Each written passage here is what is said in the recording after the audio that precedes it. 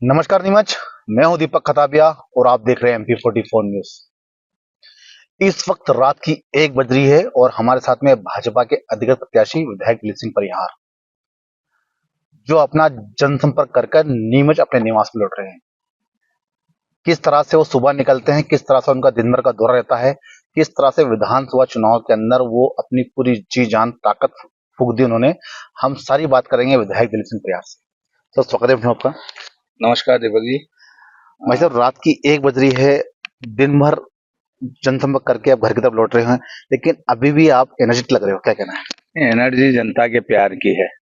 जो जनता स्नेह और प्यार देती है उसकी वजह से एनर्जी है। आज आप देख रहे होंगे कि पूरे गांव गांव में बहुत जनता खड़ी थी। और फिर लाडली बहनें तो इतनी उत्सुक रहती है खड़ी रह के और आशीर्वाद देने के लिए। वो मन में उनको ये रहता है कि हम कब मुख्यमंत्री जी ने हमें पैसा दिया है, हम कब चुनाव 17 तारीख आए, कब कमल वाला बटन दबाए। तो जनता का स्नेह और प्यार जब मिलता है, गरीब का, बहनों का, किसान का, मजदूर का, जब प्यार मिलता है तो काम करने की ऊर्जा प्राप्त होती है।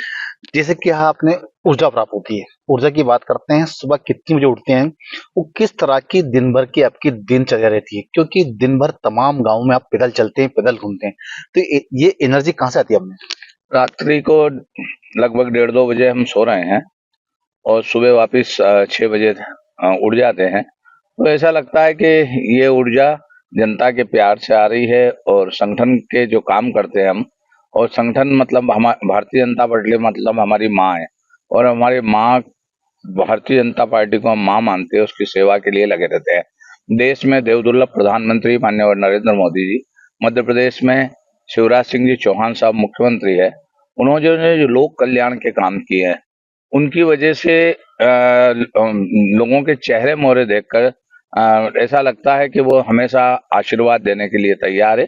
और वही ऊर्जा, उनके मुस्कान, उनके एक घर में तिलक लगना, दूसरे घर में माला पिलाना, कहीं कहीं साफे बांधना, लगातार ऐसा कोई गांव में ऐसा घर नहीं होगा कि 2 घर छोड़कर लोग माला लेकर या पुष्प लेकर नहीं खड़े हों। तो ये जनता का प्यार है और इस प्यार को मैं उनकी सेवा करके जीवन भर चुकाऊंगा।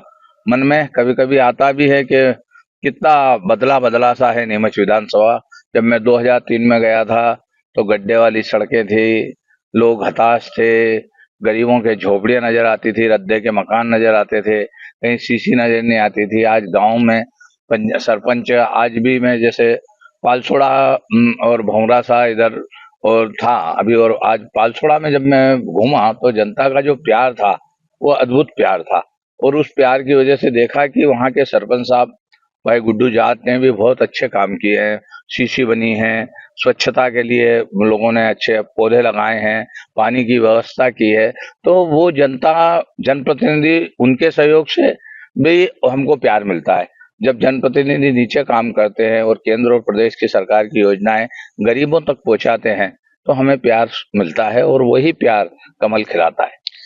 देखा गया है कि आपने लोगों को, आपको प्यार मिल रहा है, लोग इंतजार कर रहे हैं, जैसा कि आपने बताया।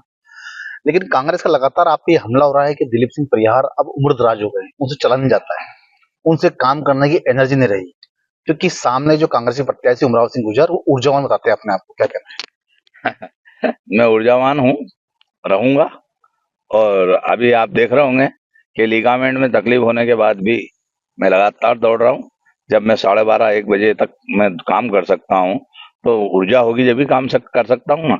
और ये ऊर्जा मुझे भारतीय जनता पार्टी के काम करने में पंडित दीनदयाल जी ने दी है। उनने कहा था चरे व्यतीत, चलते रहो। तो मैं भी आज चल रहा हूँ, भले ही तकलीफ हो पाऊं मैं तो भी चलूंगा। और जनता भी मेरा सहयोग करती है। आप देख रहे होंगे उनके कहने से कुछ होता नहीं है। वो जब कुश्ती लड़ते थे तो हम फुटबॉल खेलते थे, तो फुटबॉल के मैदान और कुश्ती के मैदान में आज हमने फुटबॉल खेलकर और एक लक्ष्य बनाया था। जिस लक्ष्य तक हमें पहुंचना है वो पहुंचेंगे हम पथवार चलाते जाएंगे, मंजिल आएगी आएगी और वापस भारतीय जनता पार्टी का नीमच विधानसभा में कमल खिलेगा, मध्य प्रदेश में सरकार बनेगी। अब उनके कहने से कुछ होता नहीं है, क्योंकि वो लोग जो कहते हैं वो करते नहीं है, उन पे जनता विश्वास नहीं करती है। आप देखा होगा पिपलिया मंडी में ये इनके ही नेता कमलनाथ जी आए थे, उनने वादे किए थे, वचन पत्र दिए थे और उन वचनों को पूरा नहीं किया। जबकि मध्य प्रदेश के मुख्यमंत्री जी ने उनने किसानों को साहूकार बनाने का काम किया, किसान की ब्याज की रकम उनने जमा कराने का काम किया।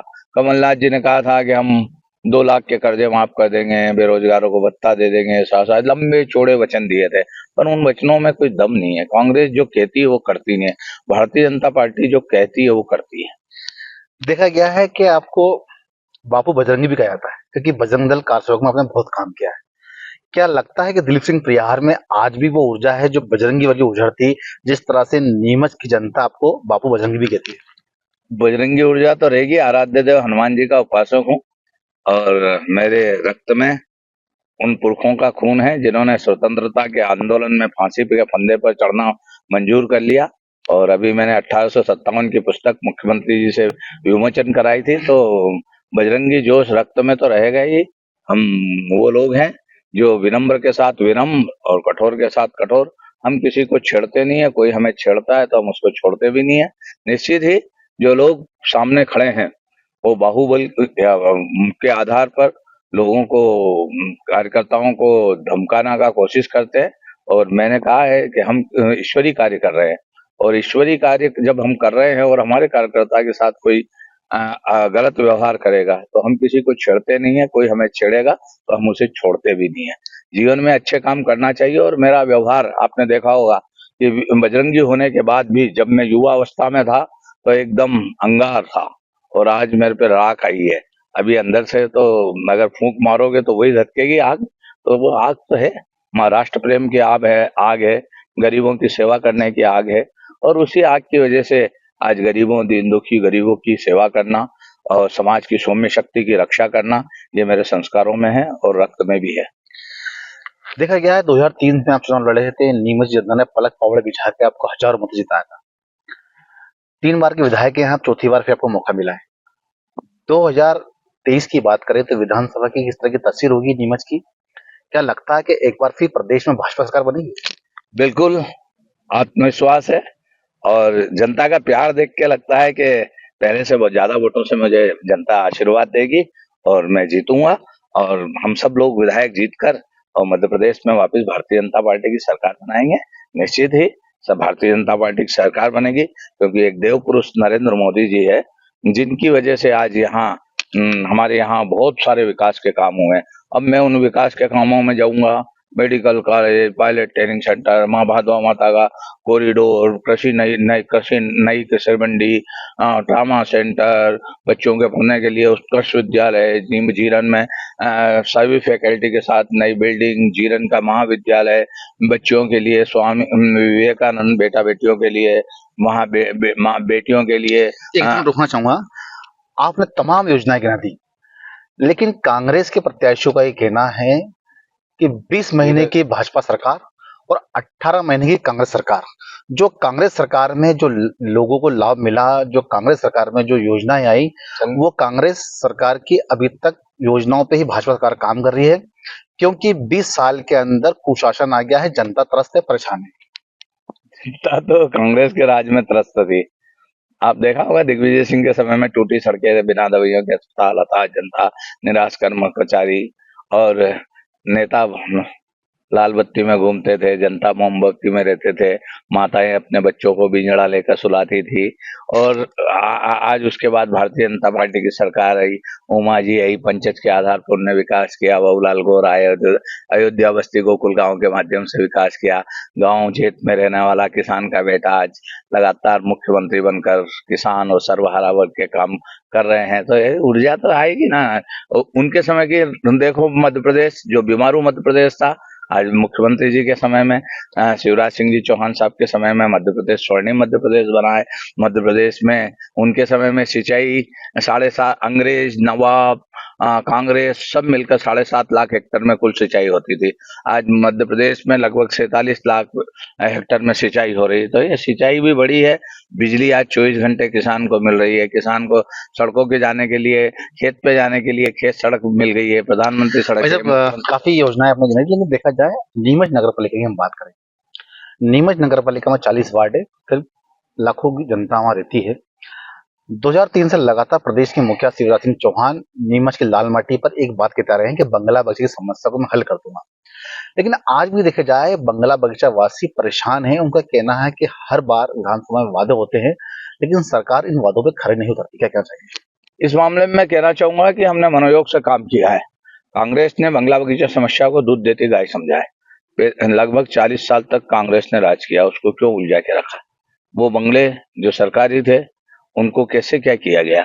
हम सब जानते हैं कि इस बंगला बगीचा समस्या का समाधान हर विधानसभा सत्र में मैंने उठाया है और हमारे मुख्यमंत्री शिवराज सिंह जी चौहान साहब ने इसकी मिनी कैबिनेट बुलाई थी और उस मिनी कैबिनेट में सांसद, नगरपालिका अध्यक्ष, विधायक, अन्य मंत्री, राजस्व मंत्री, नगरीय प्रशासन मंत्री, खुद में सीएम, प्रमुख सचिव वगैरह सब बैठे थे और हमने जो मूलभूत सुविधाएं नहीं मिलती थी लोगों को, वो मूलभूत सुविधाएं दी। आप देख लो, आज बंगले बगीचे में पहले कोई ना सीसी होती थी, ना लाइट लगती थी, ना नाली बनती थी, ना पानी जाता था। हमने आज वो सारी मूलभूत सुविधाएं दी है और छोटे जो प्लाट धारी है उनका व्यवस्थापन हुआ है।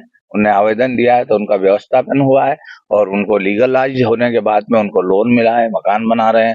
कुछ मामला सही है कि बड़े बंगले वाले मामला उलझा हुआ है और मैंने लगातार इस मामले में प्रयत्न किया और मुख्यमंत्री जी ने कहा है कि चिंता नहीं, अभी भी वो जब भादो माता आए थे तो बंगला बगीचा की जो पूछ अटकी है उसको भी हम निकालेंगे। अब वो है कुछ मामले उसमें, उनका भी हम मुंह मिलाने का काम करेंगे और वो भारतीय जनता पार्टी ही करेगी। अभी 15 साल में जब इतना कर दिया है तो बचा हुआ भी हम ही करेंगे और उनको विश्वास दिलाता हूँ बंगला बगीचा वालियों को, वाले भाई बहनों को, कि हम आपके साथ खड़े हैं, आपके साथ कोई अन्याय नहीं होने देंगे, आपकी हर समस्या का समाधान भारतीय जनता पार्टी है। वैसे देखा जाए कि चाहे कांग्रेस हो चाहे बीजेपी की बात करें, योजनाओं के नाम पर रेवड़ी कल्चर बहुत बड़ा फैल गया है। कांग्रेस सरकार आई नहीं लेकिन पहले से ही कई योजनाओं के फॉर्म भरा दिए, गाँव जाके फॉर्म भरा रहे हैं। वहीं भाजपा सरकार की बात करें तो भाजपा सरकार ने भी योजनाओं के नाम पर रेवड़ी बांट दी है। तो क्या लगता है कि युवाओं को बेरोजगार करने की बात की जा रही है? क्या लगता है रेवड़ी कल्चर से ही चुनाव जीता जाएगा? कोई रेवड़ी कल्चर नहीं है, ये गरीब कल्याण की एक योजनाएं हैं। बेटी का विवाह करना ये क्या रेवड़ी कल्चर है? ये गरीब बेटी किसी की भी हो, हिंदू मुसलमान की, उसका विवाह होता है और विवाह जब होगा तो ये रेवड़ी कल्चर नहीं मानेंगे, पुण्याई का काम मानेंगे। तीर्थ दर्शन, बुजुर्ग को तीर्थ दर्शन कराना है, ये कोई रेवड़ी कल्चर नहीं है। आज उनका स्नेह मिलता है, वो यात्रा करके आते हैं, दुआएं देते हैं। सरकार का काम भी है, दायित्व भी है और वो कर रही है सरकार। आज गरीब बहन है जिसके पास पैसा नहीं है, यदि उसको वो पैसा उसके खाते में पहुंच रहा है, वो अपने जीवन की दवाई ला रही है, बच्चे को दो पैसा दे रही है, अगर फल फ्रूट खा रही है तो उसका भी जीवन है, उसको भी सरकार का ही दायित्व है। जो अस्वस्थ है उनको स्वस्थ करना, गरीबों को मदद करना। और हमारे दीनदयाल जी भी यही कहते थे, चलो जलाए दीप वहां जहां अभी अंधेरा है। तो सरकार की योजनाओं को रेवड़ी कल्चर नहीं कह सकते हम। वो अंतिम पंक्ति में बैठा हुआ व्यक्ति है, वो उसको हक है उसका कि सरकार के जो पैसा है उसके बीच में, उनके बीच में वितरण होना चाहिए और वो कर रहे हैं। देखा गया है, अगर हम उद्योग की बात करें, रोजगार की बात करें, तो नीमच में झांझरवाड़ा प्लांट डाला है। लेकिन देखा गया नीमच में अभी तक 2003 के बाद ऐसा कोई बड़ा उद्योग नहीं आया हो जिससे नीमच के युवाओं को रोजगार मिल सके। नीमच में आप देख रहे होंगे, अभी औद्योगिक क्षेत्र में 250 करोड़ का औद्योगिक क्षेत्र बना है, उसमें लगभग 10-15 फैक्ट्रियां चालू हो गई है और आप जाके देखना झांझरवाड़ा, सोनियाना के आसपास मकान नहीं मिल रहे हैं क्योंकि लोगों को रोजगार मिला है, वो वहाँ काम करते हैं और वहाँ रहते हैं। तो ये रोजगार ही मिला है, जब उद्योग लगे हैं तो रोजगार मिला है। जींस की फैक्ट्री लगी है, आप जाके देखना उसमें 250 लोग काम कर रहे हैं। अभी जैसे धानुका जी ने डाला है तो इसमें लोग काम कर रहे हैं, मजदूरी मिली है, उनको रोजगार मिला है और सरकार खुद भी कह रही है कि आप भी खुद उद्योग डाल सकते हो, 10 लोगों को नौकरी पे लगा सकते हो। तो ऐसा नहीं है कि रोजगार नहीं मिला। आज सर भर्ती भी हुई है, 1 लाख लोगों की भी भर्ती हुई है। तो मुख्यमंत्री जी लगातार बेरोजगारों की रोजगारी दूर करने के लिए काम कर रहे हैं। देश के प्रधानमंत्री जी की भी सोच है, उस आधार पर तो हम चाहते हैं कि युवाओं को रोजगार मिले और मिल रहे हैं। देखा गया है कि लगातार हॉस्पिटल की बिल्डिंग बन रही है, सुंदर सुंदर बिल्डिंग बन रही है, उपकरण भी आ रहे हैं। लेकिन देखा गया है कि ना यहाँ ऑर्थोपेडिक डॉक्टर है, ना सर्जन है, ना एमडी मेडिसिन है। लोगों को परेशान होना पड़ता है, लोगों को प्राइवेट चिकित्सालयों का मुंह देखना पड़ता है आज भी। आज हम गर्व से कह सकते हैं कि हमने स्वास्थ्य सुविधाएं सुधारी है। सुभाष सोचते जी जब मंत्री थे, स्वास्थ्य मंत्री, एक ईंट नहीं लगी थी कांग्रेस के सरकार में। भारतीय जनता पार्टी की सरकार आई, ट्रामा सेंटर बना, बच्चों के लिए आईसीयू वार्ड बना, पूरा जिला चिकित्सालय की दिशा दोनों सुधरी। स्वर्गीय राजमाता जी के नाम से हमने नामांकन किया वहाँ बहुत सारी सुविधाएं उपलब्ध हुई है। दीनदयाल कार्ड बना है, आज आयुष्मान कार्ड बना है, जो 5 लाख रुपए तक के इलाज गरीब फ्री करा सकता है। ये मोदी जी की एक बहुत बड़ी देन है। हमने यहाँ मेडिकल कॉलेज जैसी सुविधाएं लेके आए हैं। हम आने वाले समय में बच्चों के लिए, बेटियों के लिए नर्सिंग कॉलेज की व्यवस्था कर रहे हैं। तो इसे कहते हैं सुधार। इसको ये नहीं कह सकते हैं कि चिकित्सा के क्षेत्र में सुधार नहीं हुआ। क्यों नहीं हुआ? कांग्रेस ने इतने साल तक राज किया, क्यों नहीं किया सर? आज डॉक्टर की व्यवस्थाएं करी हमने, आप देखो कितने डॉक्टर बढ़ गए, वहाँ स्टाफ की हमने व्यवस्थाएं करी है। तो ये सब कहने में लगता है कि आपने कुछ किया नहीं, मगर हकीकत में हमने बहुत कुछ किया है। अगर हम बात करें नीमच की, अगर हम बात करें तो क्या लग रहा है कि इस बार विधानसभा के अंदर कितने हजार वोटों से जीतने की उम्मीद माने हैं? क्योंकि जिस तरह से गांव गांव में आपका पलक पकड़ भी के लोग वोट कर रहे जनता का स्नेह और प्यार देखकर लगता है कि जनता मुझे पहले से ज्यादा वोटों से जिताएगी, और मैं भी जनता को हृदय की गहराइयों से अपील करूंगा कि आप मुझे वापस अपना आशीर्वाद दें, कमल वाला बटन दबा के 17 तारीख को, जिससे कि हम लोग जीत कर जाए और भारतीय जनता पार्टी की सरकार बनाए। डबल इंजन की सरकार विकास करती है, और आज देश के प्रधानमंत्री नरेंद्र मोदी जी बहुत विकास कर रहे हैं। वो नीमच की धरती पर अभी आने वाले हैं 19 तारीख को। तो निश्चित ही जब वो आएंगे तो पलक पौने बिछाकर हम सब नीमच की जनता उनका स्वागत, वंदन, अभिनंदन करेगी। और वो जब कमल खिलाने की बात करेंगे तो पूरे संसदीय क्षेत्र में, मालवा में कमल खिलेगा और भारतीय जनता पार्टी की मध्य प्रदेश में सरकार बनेगी। एक आखिरी अंतिम सवाल, उमराव सिंह गुर्जर कांग्रेस प्रत्याशी तमाम गांवों के अंदर सभाओं में कह रहे हैं कि भाइयों मैं आज भी किराए के मकान में रहता हूं, लेकिन जो सामने वाला प्रत्याशी विधायक आप देखो वो कल क्या था और आज क्या है। उमराव सिंह गुर्जर जी किराए के मकान में रहते हैं, हम भी है, हमारे पास भी पुराना मकान है। अगर सरकार सुविधा देती है, विधायक बनते हैं, लोन लेके मकान बनाना ये कोई गलत बात थोड़ी है। झोपड़ी में पड़े हुए आदमी को भी प्रधानमंत्री जी ने पक्का आवास दिया है। तो उनके आरोपों से कुछ नहीं होती, पब्लिक है जो सब जानती है। उनने वेयरहाउस डाल रखे हैं, उनने बहुत सारे दूसरे काम। हम इस सुचिता की राजनीति करते हैं, हम इन बातों में जाना नहीं चाहते हैं। वो लोग जो के आरोप लगाते हैं उन आरोप की तरफ हम ध्यान भी नहीं देते हैं, और जनता पब्लिक है जो सब जानती है। हम समाज में सौम्य शक्ति के साथ में खड़े हैं। उनका चरित्र अगर मैं बताऊंगा तो अच्छी बात नहीं है, मैं किसी परिवार की तरफ जाना भी नहीं चाहता हूँ। सुचिता की राजनीति में विश्वास रखता हूँ।